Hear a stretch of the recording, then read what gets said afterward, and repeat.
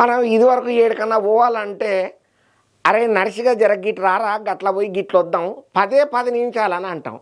వాడు వస్తాడు, వచ్చిన తర్వాత మళ్ళీ వానికి మంది పియాలి, సిందులేపియాలి, తినిపియాలి, తాగిపియాలి, పెద్ద కథ ఉంటుంది. మళ్ళీ తర్వాత వాని బతినాడు అరి గోసు ఉంటుంది.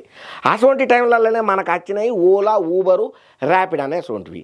సరే ఈ మంచిగానే ఉన్నారా నాయన, ఏమైతలేదు ఏందనంటే పాపం డ్రైవర్ల జేబులకు తూటు పడుతున్నాయట. గట్ల పడొద్దని చెప్పి కేంద్ర సర్కారు ఒక బంబాడు యాప్ను తీసుకురాబోతున్నది. మరి గింత ధమాకా దుమ్ము దులిపేసండి ముచ్చట్లు తెచ్చినాక ఇంకేం చూస్తున్నారు, జప్పన వార్తను చూడండి.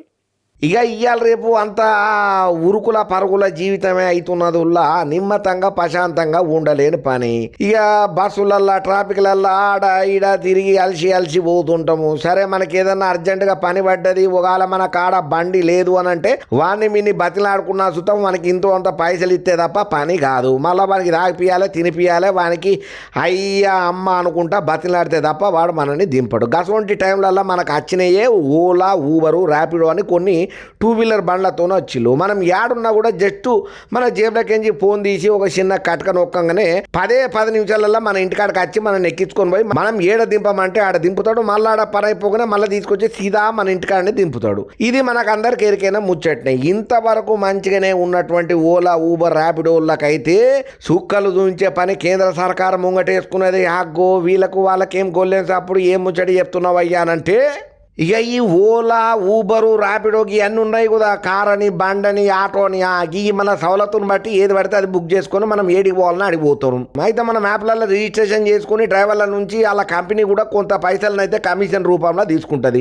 దీనివల్ల డ్రైవర్లకు నష్టం అవుతున్నదట. ఇక ఈ సమస్యకు చెక్కు పెట్టేటందుకు, డ్రైవర్లకు మేలు చేసేటందుకు కేంద్ర సర్కారే రంగంలోకి దిగబోతున్నది. ఓలా, ఊబర్లకు పోటీగా కొత్త యాప్ను తీసుకురాబోతున్నది అయ్యా. ఇక ఓలా, ఊబరు, ర్యాపిడోల దోపిడీకి చెక్కు పెట్టుకుంటా డ్రైవర్లకు లాభం చేకూర్చేటట్టు కేంద్ర సర్కారు సహకార ట్యాక్సీని తీసుకురాబోతున్నట్టుగా కేంద్ర హోంశాఖ మంత్రి అమిత్ షా సారు పార్లమెంట్ వేదికగా ప్రకటన చేసిండు. ఈ సహకార ట్యాక్సీ యాప్ కింద ఓలా, ఊబర్ లెక్కనే ఇది రైడ్లను కూడా సర్వీసులను ఇత్తదట. 2 వీలర్ ట్యాక్సీలు, ఆటోలు ఈ యాప్ లో రిజిస్టర్ చేసుకోవచ్చు అని చెప్పి అమిత్ షా సార్ చెప్పుకుంటూ వచ్చిండు. ఇంక అంతేనే కాదు, సహకార యాప్ ఓలా, ఊబరు, ర్యాపిడోల లెక్కనే డ్రైవర్ల దగ్గర నుంచి ఎటువంటి పైసలు వీళ్ళు వసూలు చేయరట. మొత్తం వాళ్ళకి అంటే వచ్చిన రూపాయి సుతం డ్రైవర్లకే సొంతమట. ఖాళీ జస్ట్ సర్వీసు ఇత్తదన్నట్టు ఈ కేంద్ర సర్కారు పైసలు ఆశించదు డ్రైవర్ల నుంచి.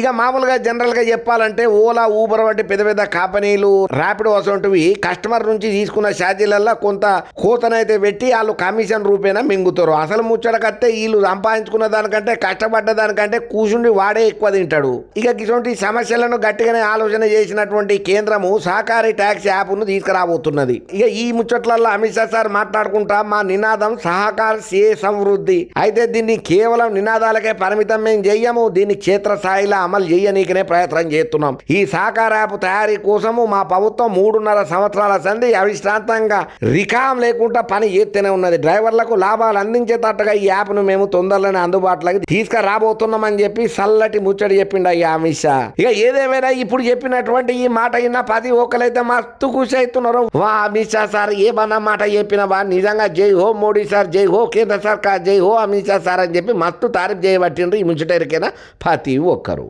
ఇక ఎప్పుడైతే అమిత్ షా ఈ మాట చెప్పిండో అప్పటి సంది డ్రైవర్లు అయితే మస్తు ఖుషీలు ఉంటున్నారు అయ్యా. ప్రతి ఒక్కరు ఆనందంతో అబ్బాబ్బాబ్బా ఎప్పుడు వస్తుందా ఈ యాప్ అని చెప్పి ఈ కళ్ళల్లో ఒత్తులు వేసుకునే ఎదురు చూస్తున్నారట.